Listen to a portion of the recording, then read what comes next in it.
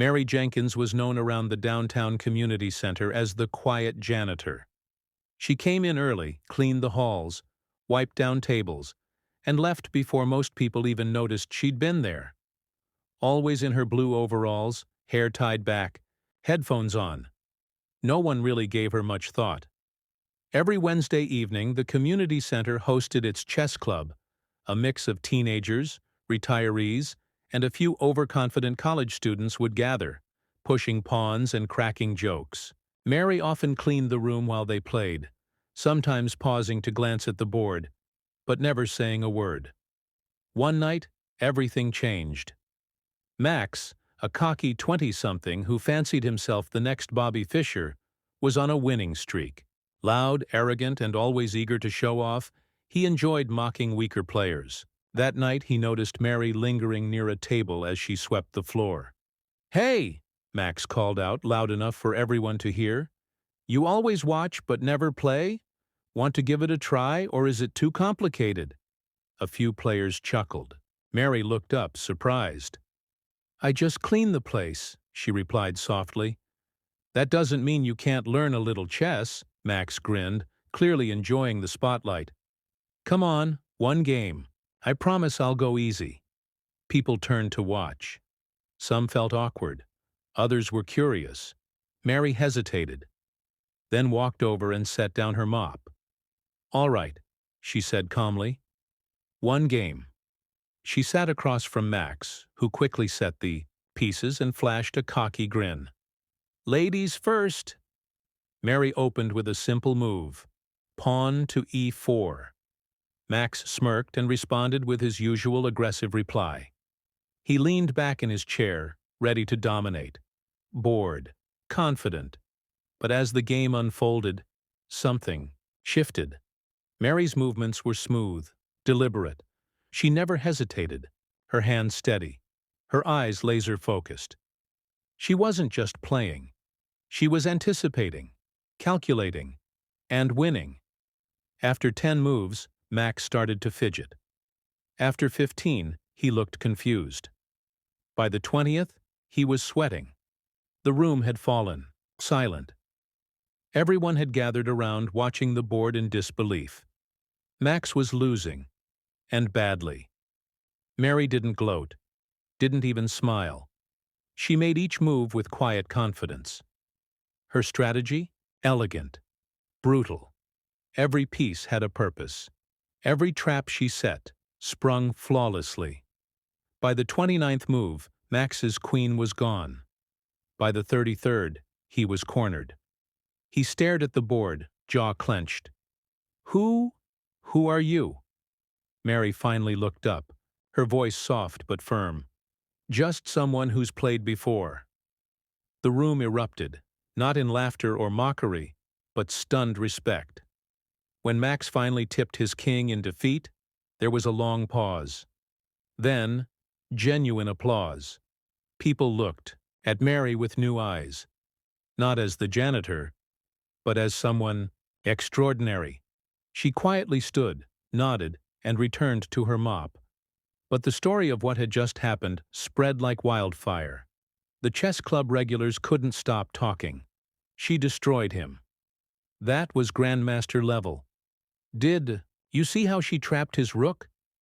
Max sat in silence, trying to process it all. And Mary, back to cleaning the floor, smiled slightly. It had been years since she played a full game. But tonight, someone challenged her, and she reminded them all. Appearances can be deceiving. She was no beginner, and this was only the beginning. The next day, word of Mary's stunning victory spread beyond the community center. Someone had filmed the match and posted it on social media. The video, titled "Janitor Destroys Chess Club Champ in 30 Moves," began to gain traction. Thousands of views, then tens of thousands. By the weekend, local news was running the story. Mysterious janitor outsmarts chess prodigy. But Mary didn't care about the attention. She showed up at the community center like always, early in the morning, mop in hand, working silently. That Sunday afternoon, she was cleaning the hallway when a sharply dressed man stepped inside. He looked around and asked Witcher, "Excuse me, is Mary Jenkins here?" She turned from the water bucket. "That's me." He smiled warmly. "My name is Alan Walker. I'm a representative of the National Chess Federation. I saw the video. I reviewed your strategy. Honestly, we think you might have once been a pro. Were you?" Mary dried her hands and took a deep breath. "A long time ago, before life changed." Alan looked intrigued. "Would you be willing to tell me your story?" Mary hesitated, then nodded. She told him how she'd once been a rising chess star in the 1990s, a prodigy from New Jersey. She'd traveled to state tournaments, even competed nationally. But when her mother fell ill, and as the only child, Mary gave it all up to care for her.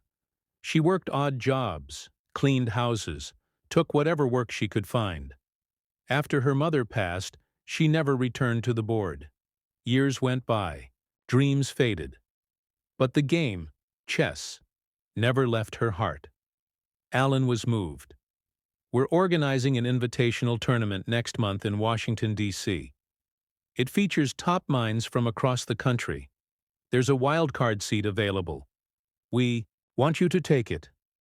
Mary blinked. "Me?" He nodded. "It's time the world sees what it missed." Reluctantly, she agreed. The following weeks were surreal.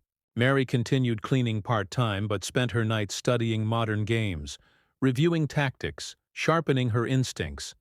The community center backed her fully. They bought her a new chessboard, gave her time off, even brought in university trainers to spar with her. Then came the tournament, held in a grand hotel ballroom in D.C. It was filled with powerful minds and intimidating faces. When Mary stepped in wearing a simple navy sweater and jeans, whispers followed. "She's the janitor. That's the woman from the video." She ignored them all. In her first match, she faced a 17-year-old international champion. He underestimated her. She checkmated him in 26 moves. Her second opponent, a former world finalist, lasted a bit longer. 10 moves. Each win sparked more attention. Reporters, bloggers, even ESPN covered the story. The comeback queen. From mop to mastermind. America's hidden chess legend. Then came the final match. Mary was up against the reigning national champion, a man undefeated in 3 years. Cameras flashed. The room was packed. The match lasted nearly 2 hours. Brutal. An intellectual war. But in the end, Mary leaned in and, with a quiet move, whispered, "Checkmate." The room went still. Then, it erupted. She had done it. From janitor to champion. Later that evening, Max, the same young man she'd defeated weeks ago, approached her. With a smile. "I want to learn, really learn. Can you teach me?" Mary grinned. "With pleasure." Back home, the community center threw a celebration. Banners read, "Our champion." Mary spoke briefly. "Everyone has a story. Everyone has a talent. Never assume you know someone by their uniform or their silence." And just like that, the quiet janitor no one noticed had become a national hero.